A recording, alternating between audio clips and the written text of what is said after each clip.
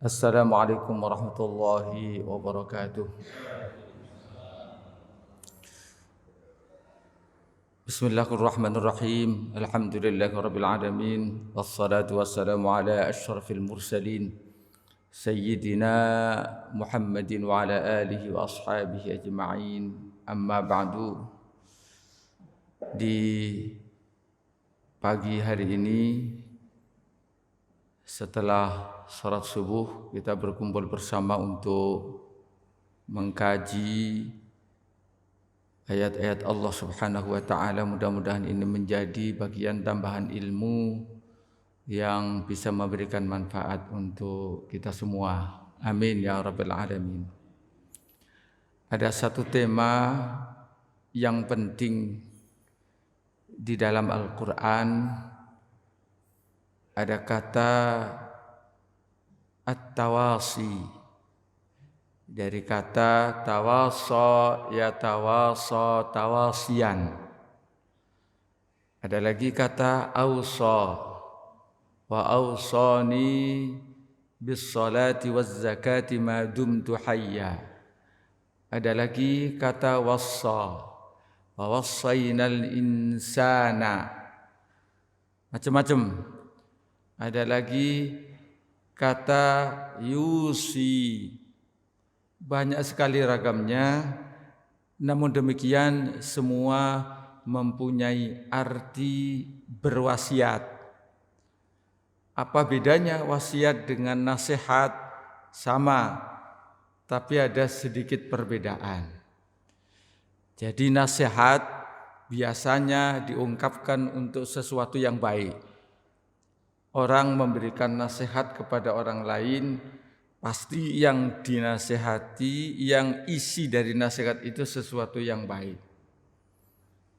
Wasiat berbeda, memberikan pesan pada sesuatu yang baik atau yang tidak baik, bahkan mungkin kebohongan.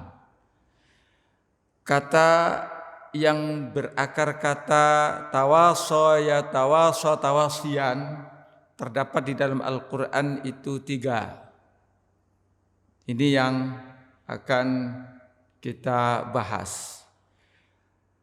Agama kita menganjurkan untuk saling berwasiat.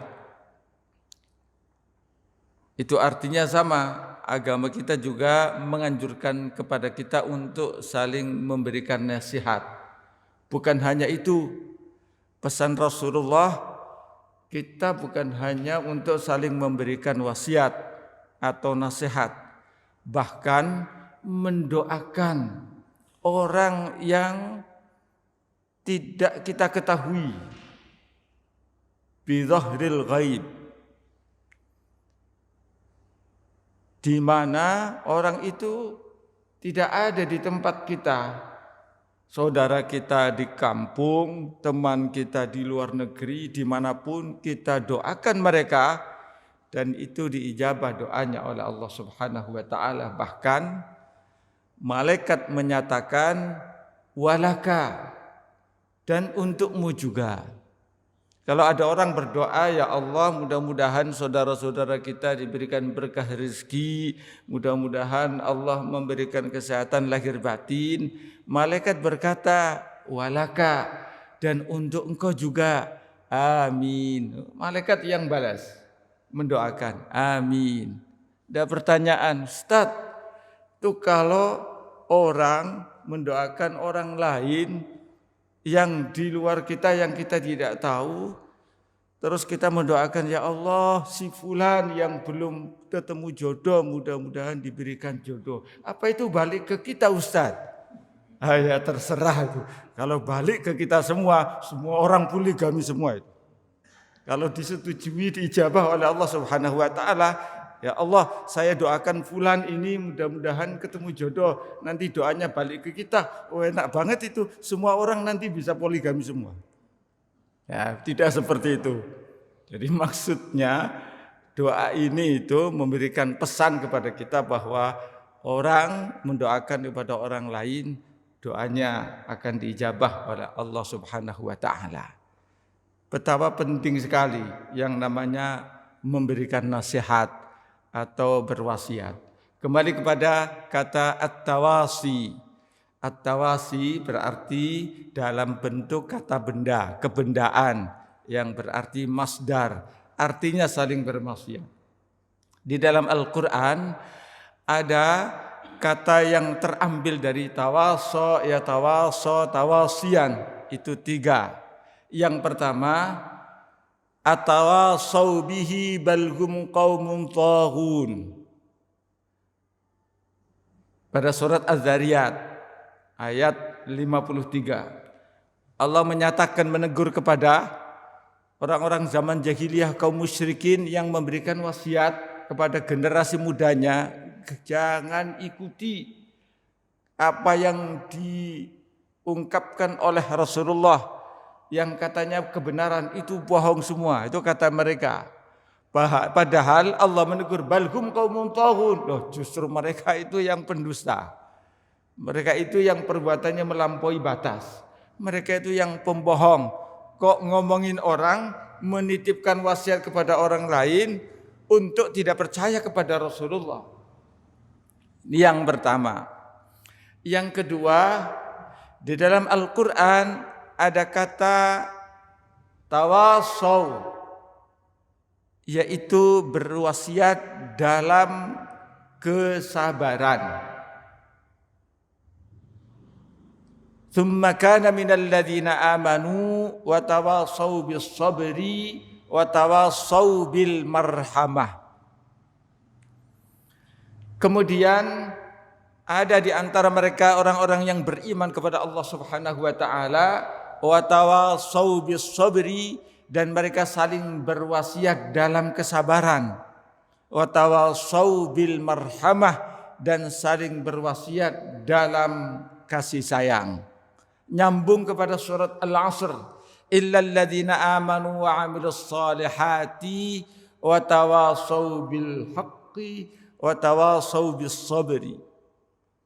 Sesungguhnya manusia itu dalam keadaan rugi kecuali orang-orang yang beriman kepada Allah Subhanahu wa taala dan saling berwasiat dalam kebenaran, dan juga saling berwasiat dalam kesabaran. Sehingga setidaknya Al-Quran memberikan pesan kepada kita, anjuran untuk berwasiat ini minimal 3. Yang pertama, berwasiat dalam kesabaran. 2 kali Al-Quran menyatakan ini. Wa tawasau bis sabri wa tawasau bil marhamah wa tawasau bil haqqi wa tawasau bis sabr. Ini saking pentingnya berlaku sabar, saking berhentinya bertindak sabar. Bahkan Al-Quran di banyak tempat menyuruh, menganjurkan kita untuk bersabar. Ya ayyuhalladzina amanu sabiru wa sabiru wa rabitu. Ada lagi Al-Quran menyatakan innama yuwaffas sabiruna ajrahum bighairi hisab. Bahwa orang-orang yang bersabar dalam menghadapi segala musibah, pahalanya diberikan kepada oleh Allah Subhanahu wa taala bighairi hisab, tanpa batas. Saking berharganya itu sabar. Ada lagi wallahu ma'as sabirin, Allah beserta orang-orang yang sabar. Banyak sekali, terulang berkali-kali di dalam Al-Quran ayat yang berhubungan dengan pesan kesabaran. Meskipun banyak pula orang yang tidak bersabar. Karena itu saya kira kurang pas ya. Orang menyatakan sabar itu ada batasnya. Sabar itu enggak ada batasnya. Kalau dibatasi berarti enggak sabar. Yang kedua, berwasiat dalam kebenaran. Al-Quran juga menyatakan tentang kebenaran, wa qul ja'al haqqu wa zahaqal batil innal batila kana zahuqa. Kebenaran selalu mari kita sadarkan kepada siapapun untuk membela kebenaran, memperjuangkan kebenaran. itu termasuk tawasi di dalam kebenaran. Dan yang ketiga, wa tawasau bil marhamah, saling berwasiat dalam hal kasih sayang. Posisi Rasulullah sudah jelas dipesankan oleh Allah Subhanahu wa taala, status Rasulullah itu wa ma arsalnaka illa rahmatan lil alamin. Kata Allah, tidaklah kami utus engkau wahai Muhammad illa rahmatan lil alamin, kecuali untuk menjadi rahmat kasih sayang kepada seluruh alam. Jadi rahmat Rasulullah, status pribadi Rasulullah sebagai rahmat kepada seluruh alam, baik Rasulullah masih hidup maupun Rasulullah sudah meninggal. Bekas perilaku Rasulullah sampai hari ini dipelajari banyak orang. Bekas sejarah kehidupan Rasulullah sampai hari ini tidak pernah habis ditelaah oleh banyak ilmuwan. Bekas-bekas perilaku Rasulullah yang sampai hari ini tetap menjadi pelajaran bagi semua orang. Ini sesuatu yang sangat luar biasa. Karenanya Allah pun menyatakan, laqad kana lakum fi rasulillahi uswatun hasanah. Ada bagi kalian pada diri Rasulullah itu ada uswah hasanah. Dalam hal apapun, dalam kehidupan apapun, dalam segala perilaku apapun, itu Rasulullah terdepan untuk menjadi contoh bagi kita semua. Wa tawasau bil marhamah, yang terambil dari kata rahima yarhamu, sampai rahmatan terulang berkali-kali di dalam Al-Quran. Ini artinya bahwa marhamah itu penting. Pesan untuk memberikan, untuk menyadarkan kita untuk saling berkasih sayang itu sangat penting di dalam Al-Quran. Hal yang terkait dengan al-marhamah, satu saat ada seorang sahabat Rasulullah yang menghampiri Abu Sufyan, yang mengintai sudah sekitar di daerah Arafah mau menuju Mekah. Wah, ini pasukan Rasulullah yang rencananya akan menyerbu Mekah sudah sampai di Arafah. Buktinya di sana malam-malam ada api yang sangat besar. Itu bukan rombongan kecil, itu pasti kafilah yang sangat besar. Begitu disamperin ke sana, Abu Sufyan malah ketangkap dan kemudian masuk Islam. Tapi sebelumnya Abu Sufyan pun ditangkap dan diikat. Lalu kemudian dihampiri oleh salah seorang sahabat. Abu Sufyan, inilah saatnya, inilah waktunya terjadinya hari pembalasan. Maka kemudian Abu Sufyan mengingat kepada penduduk Mekah, loh jangan begini, loh kalau begini kok mengkhawatirkan. Wah ini dalam keadaan lemah, pasukan Rasulullah itu ribuan orang, wah ini bisa berbahaya. Apa kata yang sahabat yang menyatakan kepada Abu Sufyan, wahai Abu Sufyan, ya Abu Sufyan, hadza al-yaum yaumul malhamah. Inilah saatnya hari pembalasan. Lalu kemudian lewat beberapa saat Rasulullah menghampiri Abu Sufyan. Sangat kenal Rasulullah kepada Abu Sufyan, karena Abu Sufyan itu teman main dari kecil. Baru 20 tahun kemudian bertemu dengan Rasulullah pada peristiwa Fathu Mekah. Tadi ngomong apa? Sahabat yang tadi lewat itu, dia ngomongnya begini, wahai Rasulullah, al-yaum yaumul malhamah. Saya kan takut. Oh enggak, tidak begitu. Wa fi riwayatin, dalam satu riwayat, hal yaum hadzal yaum yaumul marhamah. Ini hari bukan hari pembalasan, tapi ini hari adalah hari kasih sayang. Kecuali kepada orang yang tidak tunduk dan patuh kepada Rasulullah. Maka ketika Rasulullah masuk ke kota Mekah dan memasuki Masjidil Haram, Rasulullah menyuruh kepada Bilal untuk azan, dan Rasulullah menyatakan, siapa yang masuk ke rumah Abu Sufyan aman, siapa yang masuk Islam aman, siapa yang masuk ke Masjidil Haram aman. Jadi ini semuanya aman. Inilah salah satu contoh kata-kata wasiat yang dianjurkan oleh Al-Quran, bahwa kita diperintahkan oleh Rasulullah, oleh Allah Subhanahu wa Ta'ala untuk saling berwasiat, untuk saling memberikan nasihat yang baik. Kalau minimal 3 ini kita tegakkan, tawasi bil haqqi, berwasiat dalam hal kebenaran, dan tawasi bis sabri, berwasiat dalam kesabaran, dan at-tawasi bil marhamah, dan berwasiat dalam hal kasih sayang. Insya Allah kehidupan kita akan damai. Insya Allah kehidupan kita akan jauh lebih sejahtera. Tidak ada gundah, tidak ada saling dongkol, tidak ada saling marah-marah. Makanya wasiat ini penting. Kembali kepada makna wasiat.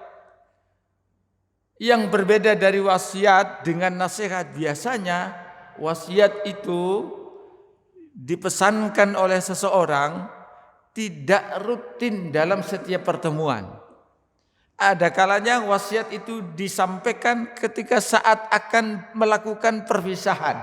Makanya ada orang yang mau berpisah ngasih wasiat, mau meninggal ngasih wasiat. Ini perbedaan. Baik itu wasiat yang baik atau wasiat yang tidak baik. Ada lagi, wasiat itu biasanya yang disampaikan itu sesuatu yang penting.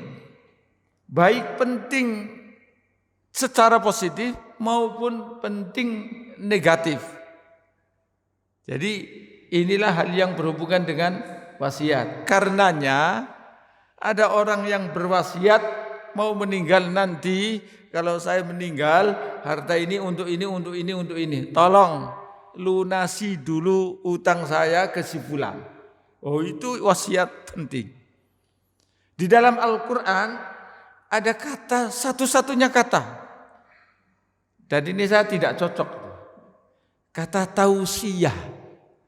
Saya agak berat sebenarnya kalau ada pembawa acara menyampaikan tausiyah akan disampaikan oleh saya misalnya, itu akan berat dengan istilah ini.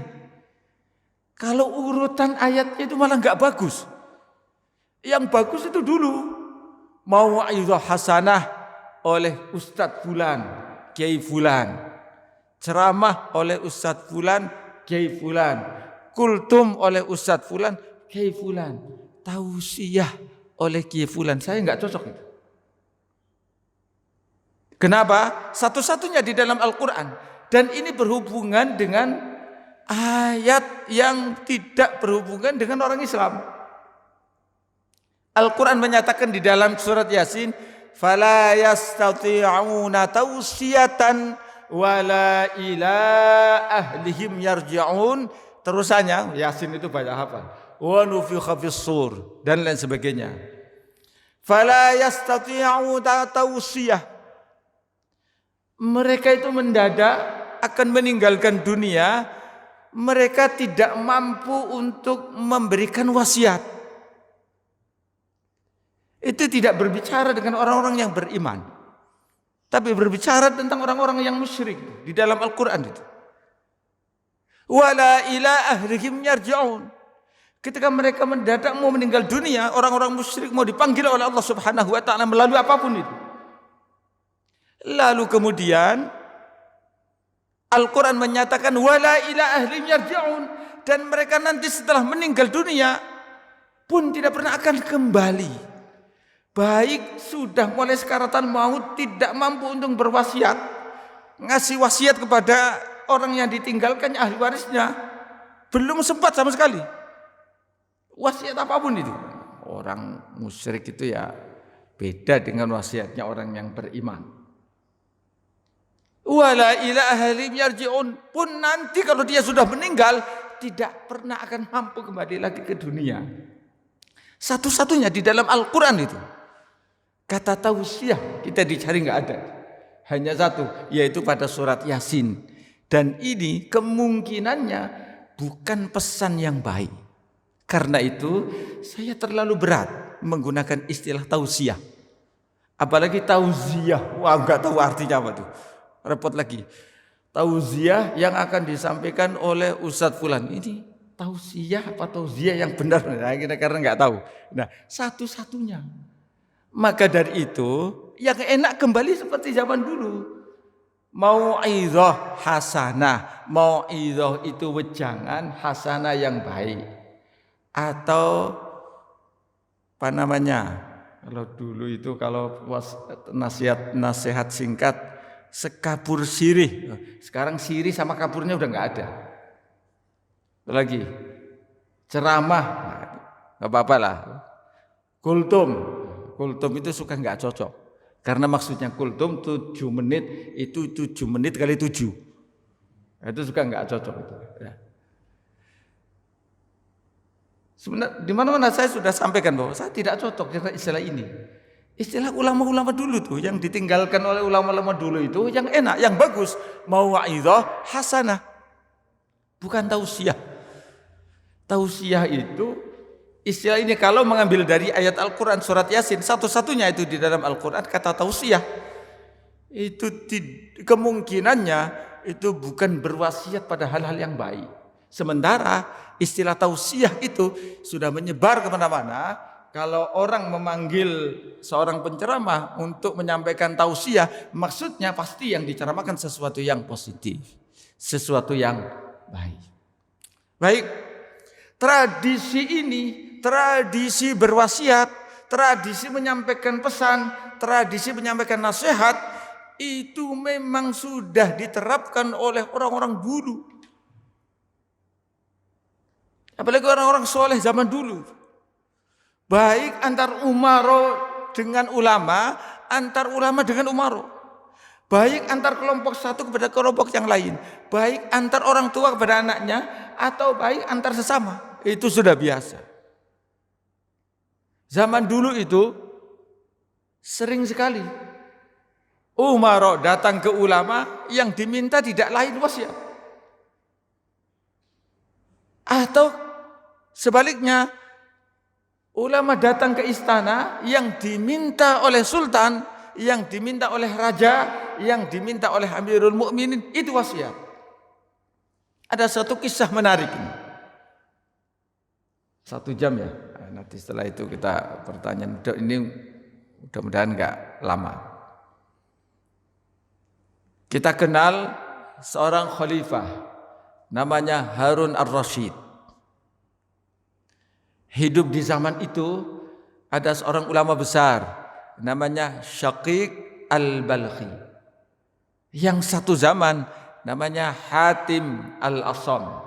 Ada lagi yang hidup di kampung yang sama, Balah al-Balkhi, itu Ibrahim bin Adham al-Balkhi. Bahkan Ibrahim bin Adham itu merupakan rajanya dan sultan dari Balah. Yang kemudian Allah memberikan hidayah total, meninggalkan istananya, meninggalkan kerajaannya, dan hidup sebagai orang yang zuhud. Satu saat Syaqiq yang merupakan ustadznya Hatim al-Asam datang ke istana.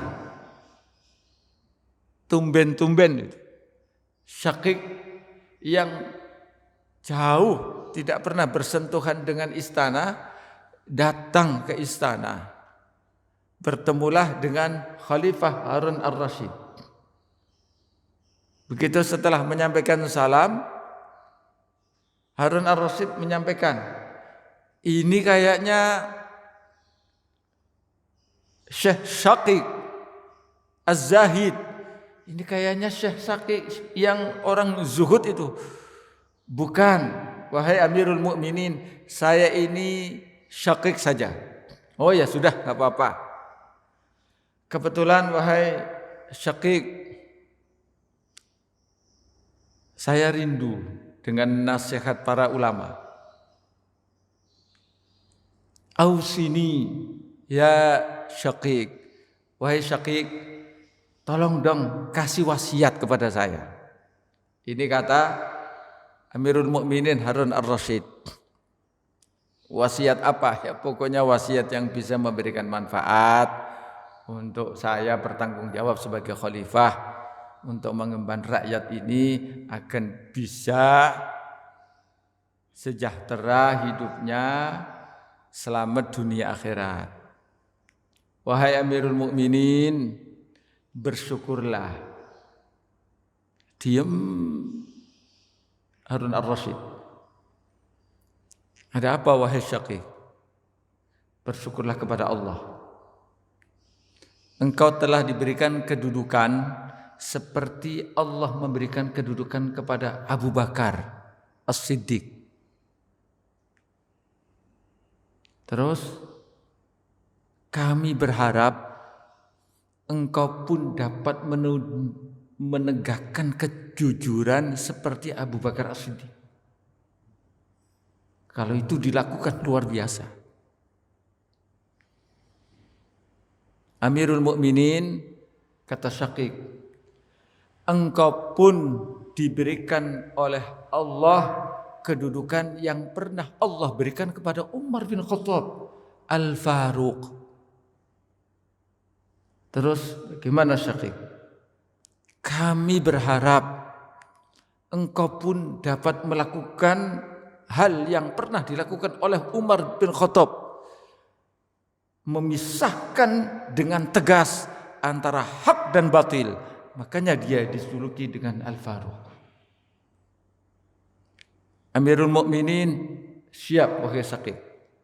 Begini, engkau pun, kata Syaqiq, telah diberikan kedudukan oleh Allah sebagaimana Allah Subhanahu wa taala memberikan kedudukan kepada Utsman bin Affan yang mempunyai sifat rasa malu terhadap sesuatu yang tidak baik, malu untuk berwasiat kepada Allah, wa karumihi, dan Allah pun memberikan kemuliaan kepada Utsman bin Affan karena rasa malunya. Rasulullah saat tidak pakai baju di dalam rumah, ada sahabat Ali masuk biasa saja, silakan duduk wahai Ali. Ada Abu Umar masuk, silakan wahai Umar. Abu Bakar masuk, silakan saja. Tidak ada bergerak sama sekali. Begitu Utsman bin Affan masuk, nanti dulu wahai Utsman, saya pakai baju dulu. Saking menghormati Utsman, orang yang punya rasa malu di hadapan Allah Subhanahu wa taala. Luar biasa. Amirul Mukminin Harun ar-Rasyid, kata Syaqiq, kami pun berharap engkau bisa menegakkan rasa malu dengan Allah, malu dengan rakyat, malu dengan siapapun, bahwa ketika bermaksiat kepada Allah, bahwa ketika melakukan penyelewengan, bahwa ketika melakukan sesuatu yang tidak benar, engkau akan malu. Siap wahai Syaqiq. Mulai sadar itu Harun ar-Rasyid. Amirul Mukminin, kata Syaqiq, engkau juga telah diberikan kedudukan oleh Allah Subhanahu wa taala sebagaimana Allah Subhanahu wa taala memberikan kedudukan kepada Ali bin Abi Thalib. Engkau diberikan oleh Allah ilmu, dan engkau diberikan oleh Allah Subhanahu wa taala keadilan. Kami berharap, kata Syaqiq, ini ulama yang tegas, ngomong tanpa titik aling-aling di hadapan umara. Kami berharap, wahai Ali bin Abi Thalib, wahai Harun ar-Rasyid, engkau pun dapat dengan ilmumu, engkau pun bisa berbuat adil untuk rakyatmu. Omongan wasiat ini direnungi oleh Harun ar-Rasyid, semakin tertarik. Diam, seakan-akan renungan ini membuat dia menangis. Ya Syaqiq, kata Harun ar-Rasyid, ausini, zidni, terus berikan wasiat kepada kami, tambahkan wasiat itu kepada kami. Lanjut Syaqiq ngomong, orang disuruh ngasih wasiat, mumpung masih disuruh. Wahai Amirul Mukminin, kata Syaqiq, engkau diutus oleh Allah Subhanahu wa taala luar biasa. Tahu neraka jahanam? Ya. Di neraka jahanam itu ada tempat yang sangat luas dan di situ ada pintunya. Engkau ditugaskan oleh Allah Subhanahu wa taala untuk menjaga pintu itu agar rakyatmu tidak masuk ke tempat yang sangat luas itu dan otomatis masuk neraka jahanam. Dengan 3 modal.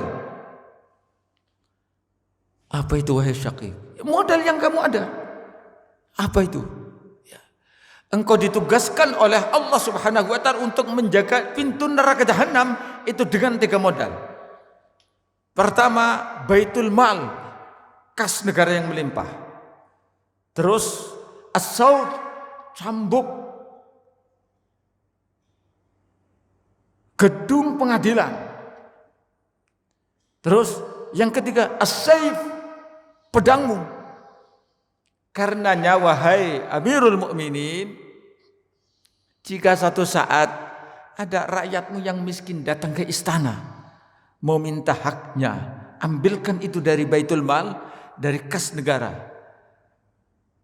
supaya tidak lagi ada orang yang mencuri, supaya tidak ada orang yang membunuh hanya gara-gara lapar.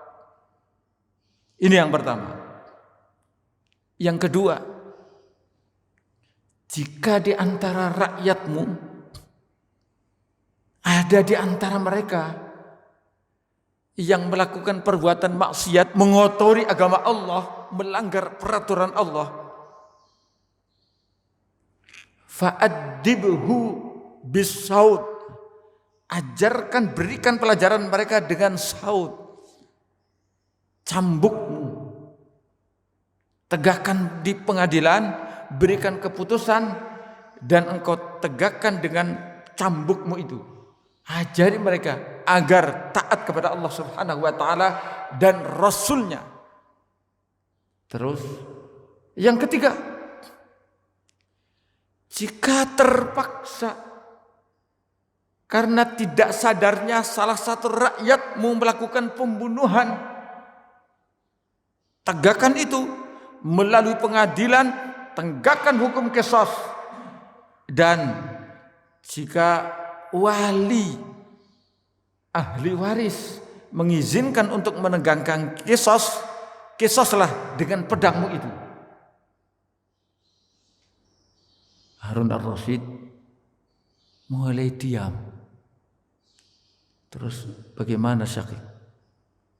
Ya, jika tugas Allah Subhanahu wa taala untukmu menjaga pintu neraka jahanam agar rakyatmu tidak ada yang masuk neraka dengan 3 modal itu, dan engkau gagal, engkaulah yang menjadi jaminan pertama masuk neraka jahanam, dan lalu kemudian disusul oleh seluruh rakyatmu. Mendengar kata-kata ini, panas kupingnya Harun ar-Rasyid. Ya Allah, mau nangis. Dia kemudian mulai sadar, ya Allah, jangan-jangan saya ini belum seperti apa yang kau nasihatkan. Kayaknya masih banyak yang kurang. Ya Syaqiq, kata Harun ar-Rasyid, zidni, tambahkan untuk kami nasihatmu, tambahkan untuk kami wasiatmu. Wahai Harun ar-Rasyid, wahai Syaqiq, kata Harun ar-Rasyid, Amirul Mukminin, ini nambah lagi, kata Syaqiq,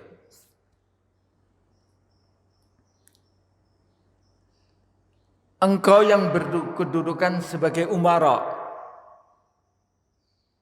engkau yang berkedudukan sebagai sultan, engkau yang berkedudukan sebagai Amirul Mukminin, dengan kedudukan ulama. Dua hal yang saling membantu. Engkau dan saudara-saudaramu itu bagaikan sumber mata air. Dan para ulama itu adalah bak raksasa yang menampung sumber dari mata airmu.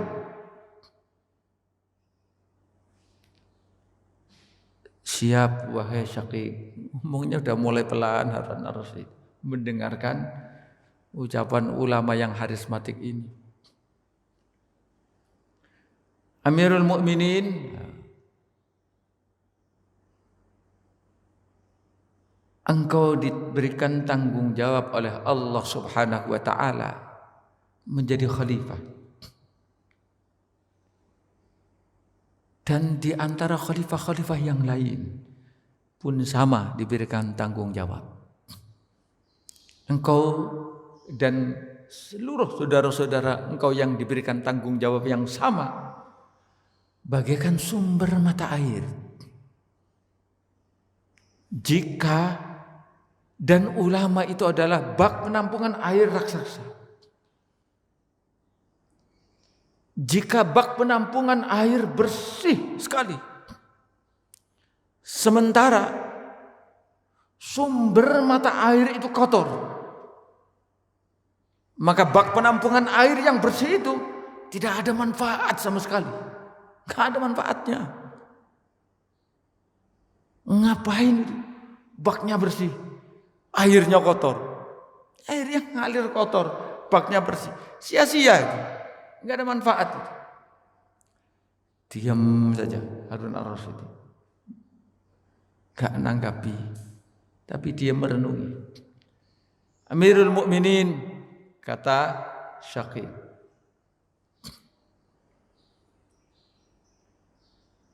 jika bak penampungan air itu agak sedikit kotor, atau taruhlah kotor itu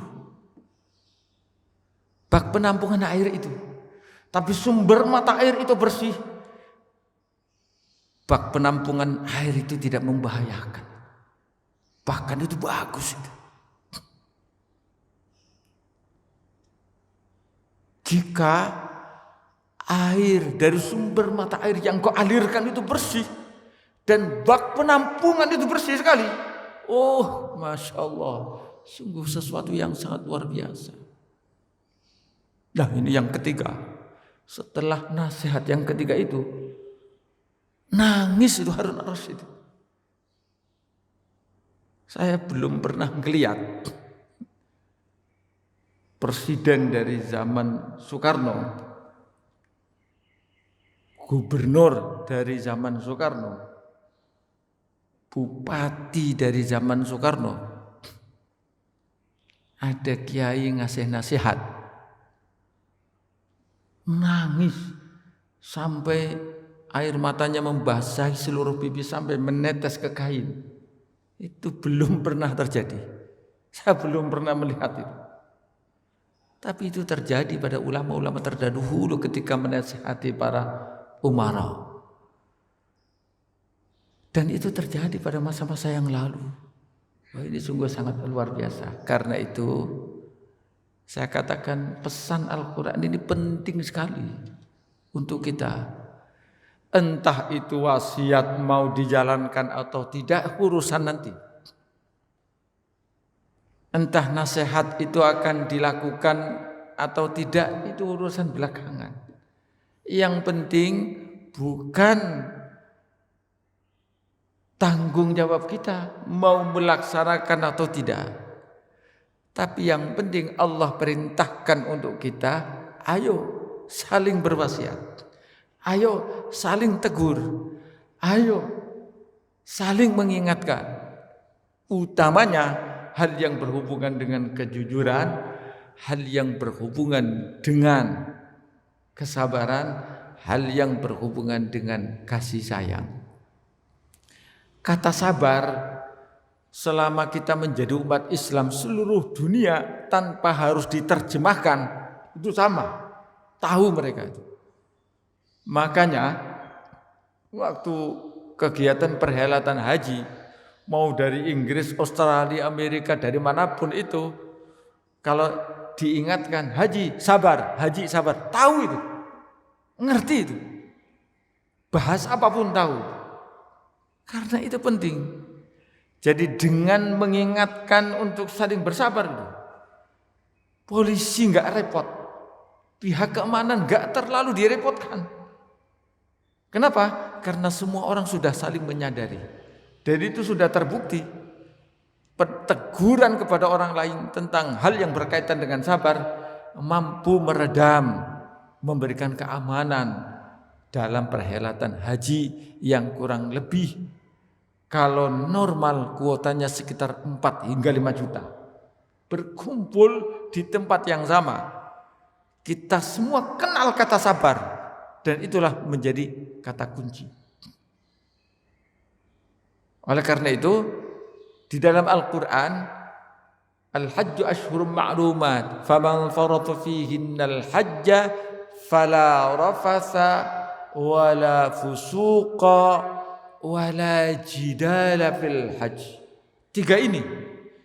Jadi haji, orang melakukan ibadah haji dari rumah sampai menuju Mekah sampai pulang lagi.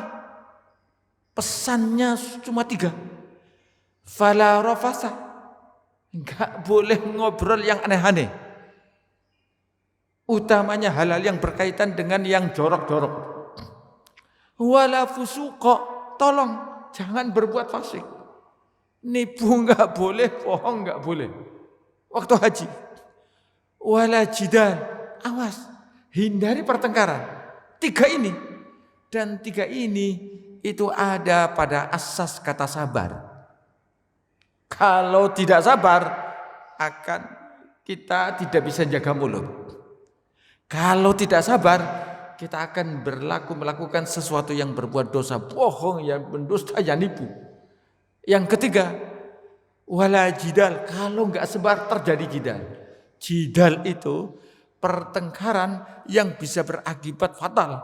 Sampai mungkin terjadi pembunuhan. Jidal bukan hanya kepada orang lain. Berangkat haji bareng antar suami istri pun bisa terjadi jidal. Gara-gara urusan belum beli oleh-oleh akan terjadi pertengkaran. Nih, karena ini Al-Quran memesankan fala rafasa wala fusuqa wala jidala fil haqq wala jidala fil hajj wa ma taf'alu min khairi ya'lamuhu Allah wa tazawwadu fa inna khairaz zadi at-taqwa. Puncaknya adalah takwa. Nah, karena itu semua orang meniti bagaimana jalan untuk menjadi orang yang bertakwa, tapi tanpa didasari dengan karakter sabar, susah kita. Baik, inilah pesan Al-Quran yang terkait dengan kesabaran, kebenaran, dan kasih sayang.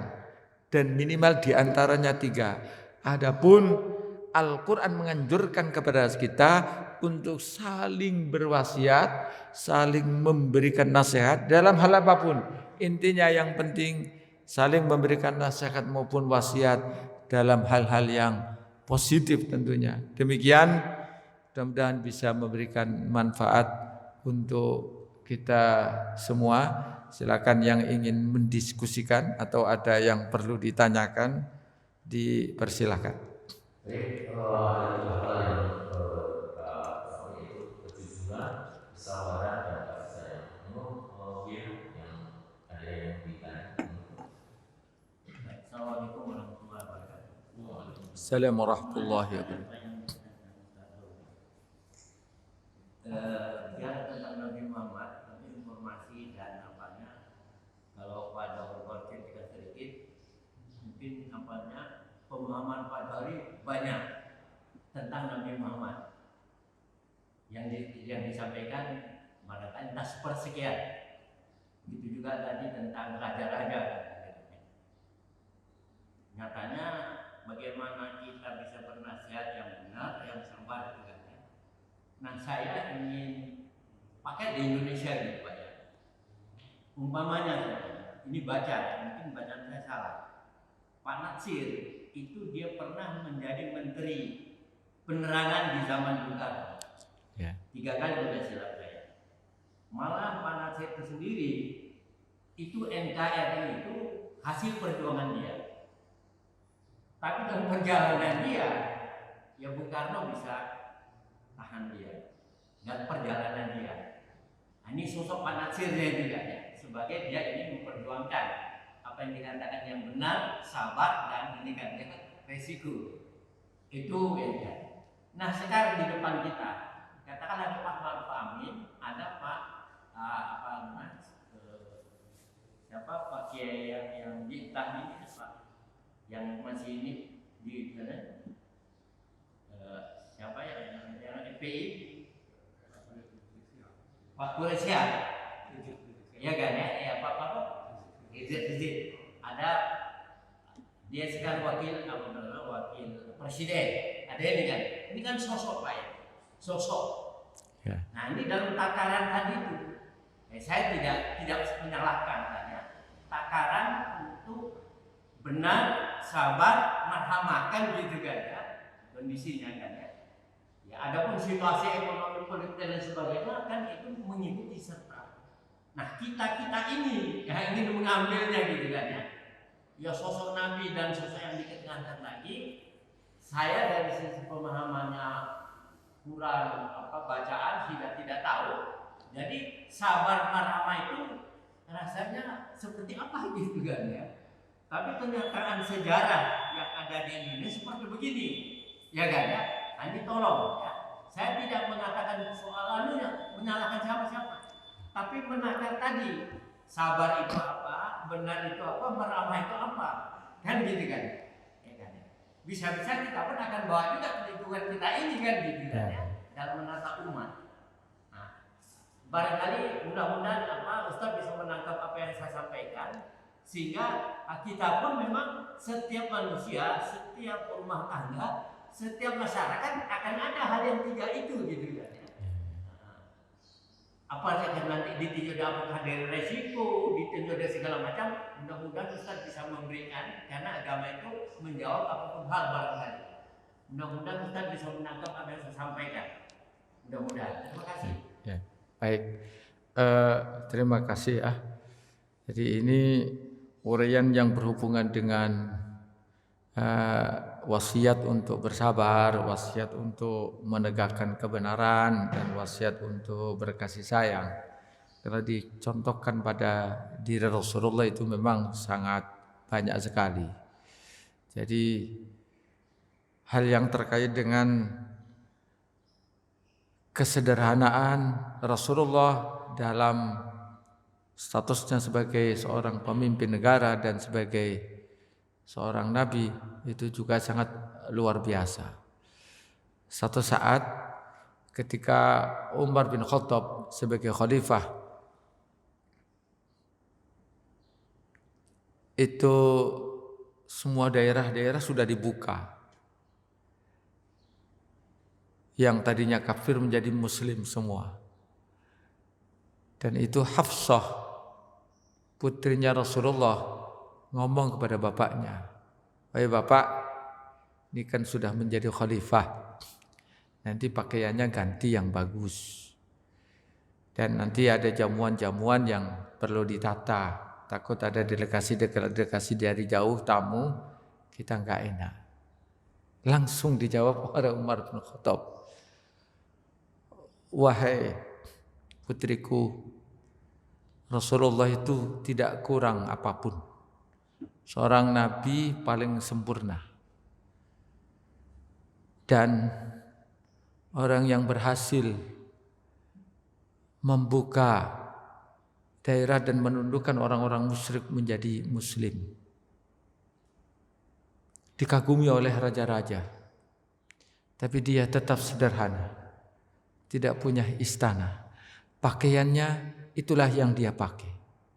Satu saat ketika Bilal sudah iqamah, tahu-tahu nunggu Rasulullah lama. Ini enggak keluar-keluar itu. Ternyata Rasulullah lagi jemur pakaian. Begitu pakaian, setelah pakaian kering baru dipakai, kemudian baru sholat. Jadi nunggu setelah iqamah, nunggu pakaian kering, baru sholat jamaah.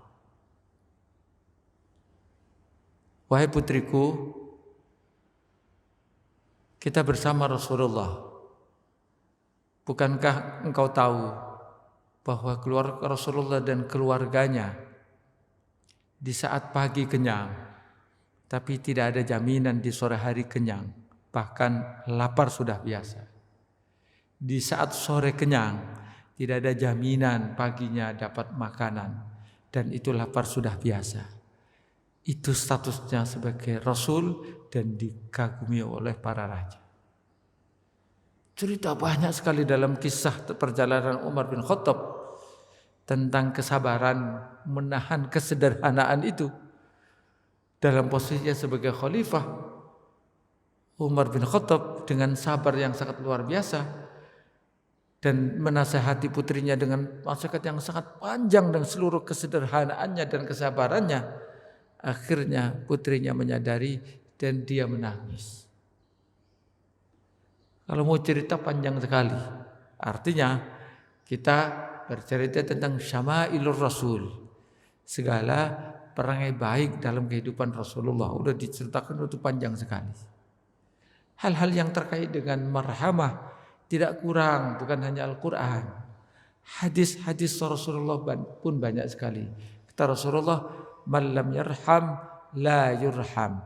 Siapa yang tidak berlaku kasih sayang, dia pun tidak akan memberikan balasan kasih sayang dari siapapun. Banyak sekali hadis yang berhubungan dengan kasih sayang. Anjuran untuk menegakkan kebenaran tidak kurang. Qulil haqqa walau kana murran. Katakan yang benar walaupun pahit sekalipun. Wah, ini sangat luar biasa, panjang sekali kalau kita urai satu persatu.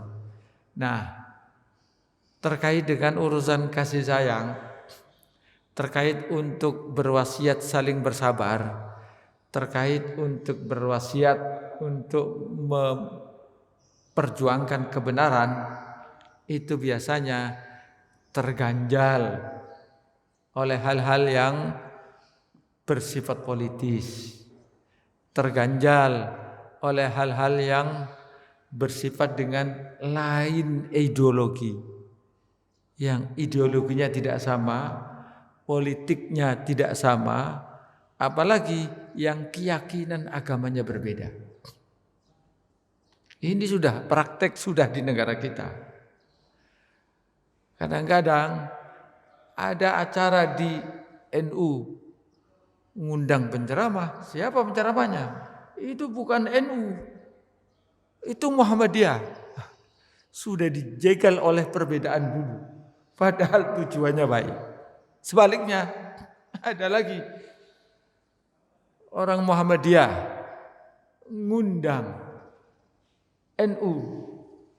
Emang di Muhammadiyah sudah nggak ada penceramah lagi, sampai ngundang NU segala untuk ceramah. Terhalang kita untuk melakukan tiga hal ini. Pun juga secara politis. Orang datang ke istana, kiai, ulama sekarang sudah dicurigai. Ini mana ini? Blok mana ini? Ini cebong apa kadrun? Sudah dibegitukan duluan. Jadi kita sudah terganjal. Jadi kadang-kadang hal-hal yang bersifat ideologis, politis, lain keyakinan, itu sudah menjadi ganjalan bagi kita. Apalagi saat orang yang bersangkutan itu sudah masuk dalam sebuah kelompok, itu sudah jadi masalah. Semua saling curiga. Ada orang mengumpulkan bantuan diumumkan untuk diberikan kepada Palestina, pun orang menyalahkan. Lah, kok jauh-jauh ke Palestina? Tetangga kita kan banyak yang miskin. Selalu ada yang menyalahkan. Ada lagi, ada orang dulu, jadi perkumpulan orang-orang Yahudi. Ada orang Indonesia, ketepatan dia orang NU, datang itu ke Israel untuk ikut seminar kumpulannya orang-orang Yahudi diprakarsai oleh orang Amerika. Semua orang menggunjing. Ternyata setelah dikonfirmasi tujuannya tidak seperti itu. Untuk memperdalam, karena teman Yahudi dia punya banyak. Untuk memperdalam apa sih akar masalahnya. Palestina dengan Israel kok enggak selesai-selesai. Bukan lantas kemudian untuk menjadi Yahudi. Nah, kan tidak seperti itu. Jadi semua orang itu untuk melakukan hal-hal yang bersifat at-tawasi dalam kehidupan kita, terkadang kita terganjal oleh keyakinan yang berbeda, ideologi yang berbeda, partai yang berbeda, politik yang berbeda, alur politik yang tidak sama. Itu semua kadang-kadang bisa mengganjal kita. Kadang-kadang saya juga tidak seperti itu. Banyak. Wah, ini Pak Dahur ini kayaknya itu bau-baunya sudah Muhammadiyah, kata teman saya yang NU. Kata teman saya yang Muhammadiyah itu. Wah, ini Pak Dahur ini kok kadang-kadang jadi Muhammadiyah, kadang-kadang jadi NU. Semua orang itu mempunyai niat yang sama baiknya sebenarnya untuk melakukan anjuran Al-Quran untuk bertawasi, akan tetapi kadang-kadang tidak sedikit menjadi ganjalan bagi kita karena ada perbedaan politik, perbedaan ideologi, perbedaan keyakinan, dan perbedaan yang lain. Belum perbedaan status, itu belum ngomong perbedaan suku. Nah, ini yang kadang menjadi ganjalan bagi kita. Karena itu mungkin ya, antar misalnya yang ditanyakan oleh Buya antara Kiai Ma'ruf Amin dan Habib Rizik Syihab itu kan sama-sama ulama, sama-sama kiai. Kenapa tidak bisa menerapkan apa yang disebut dengan membela kebenaran, membela kesabaran, dan memperjuangkan al-marhamah, saling kasih sayang. Bisa jadi di antara mereka itu karena ada berbagai ganjalan, perbedaan politik, meskipun pernah sama-sama. Jangan salah, urusan politik itu kemarin malam kawan, nanti besok siang bisa menjadi lawan. Nanti hari berikutnya akan menjadi kawan kembali. Karena itu sangat mungkin sekali Pak Nasir dengan Pak Soekarno yang dulu kawan bisa menjadi lawan. Sama Pak dengan politisi-politisi yang lain. Bukan hanya, apalagi zaman dulu. Sekarang itu juga sama. Partai yang tadinya bergandengan kemudian menjadi berpisah. Nanti akan bergandengan kembali. Jangan salah. Banyak sekali. Inilah karena politik tidak bisa kita tentukan. Apa kata orang? Tidak ada mereka itu yang penting asal kepentingannya sama, itu akan cocok itu. Jadi tidak ada kawan yang abadi. Yang ada adalah kepentingan yang abadi. Nah, ini yang jadi masalah. Jadi saya kira itu ya. Silakan yang lain kalau ada yang ingin didiskusikan. Kalau tidak, mari kita tutup dengan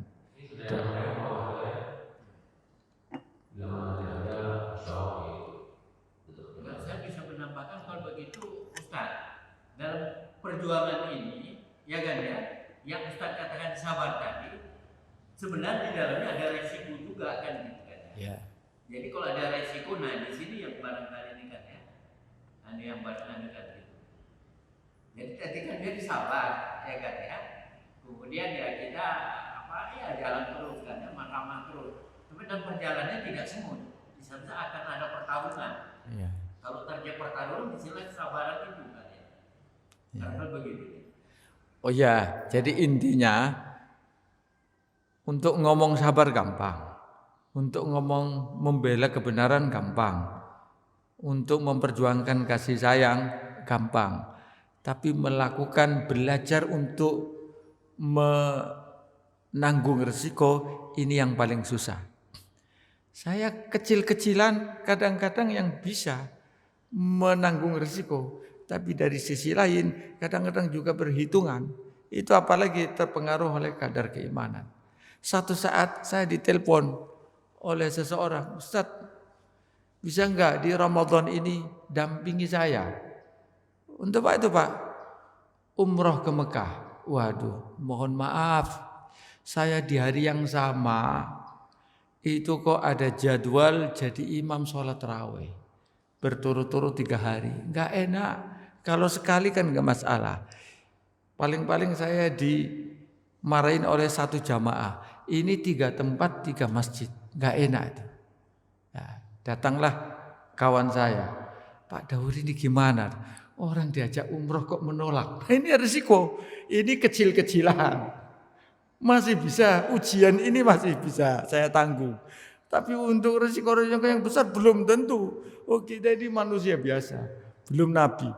Belum kayak nabi. Tapi belajar untuk menanggung risiko itu penting. Penting sekali. Satu saat ada got yang mengalir airnya, baunya kemana-mana.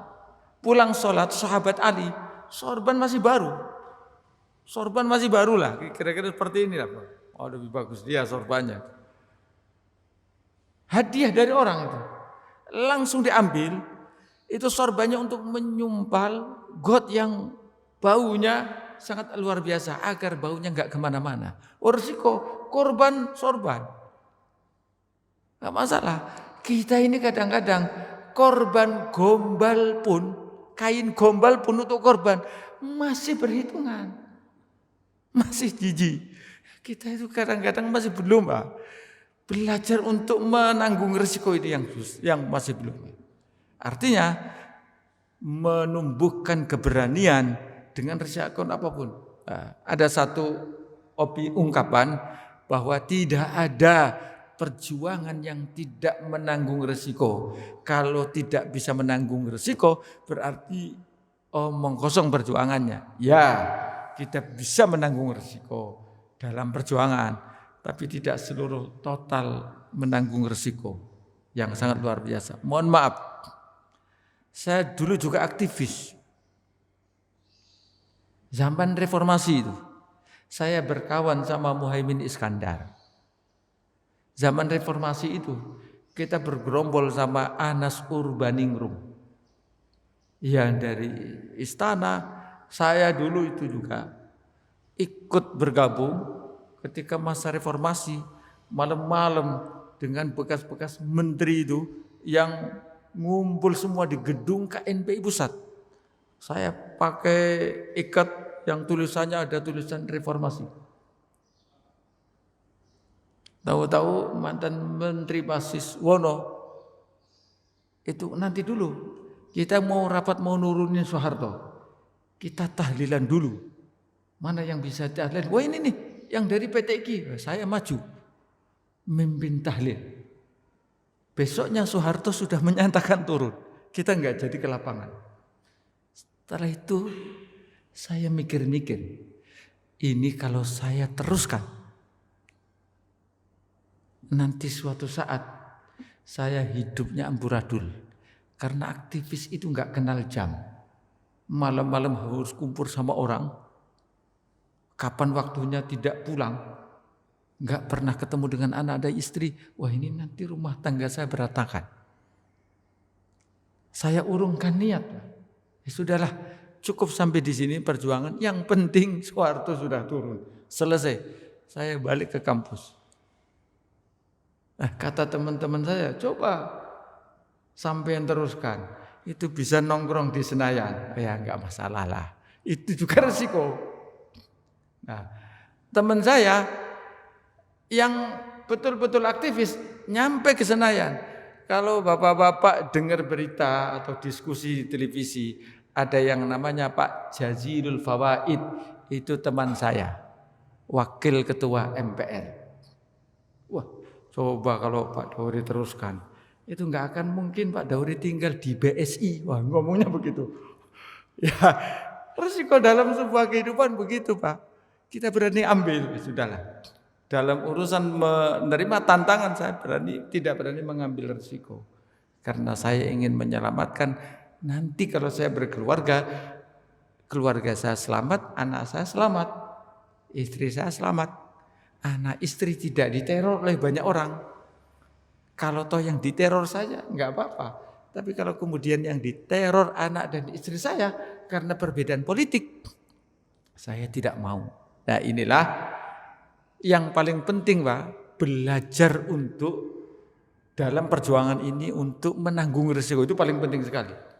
Wah, jadi RT, mau dengan risiko. Nah, RT itu risikonya benar salah, apalagi salah tambah disalahin. Oh iya, nggak apa-apa, saya tetap maju. Kalau nggak ada yang mau jadi RT, nanti lingkungan ini malah nggak ada yang beres. Saya siap jadi RT. Nah, itu namanya mau nanggung risiko. Pak mau jadi RW, waduh risikonya berat.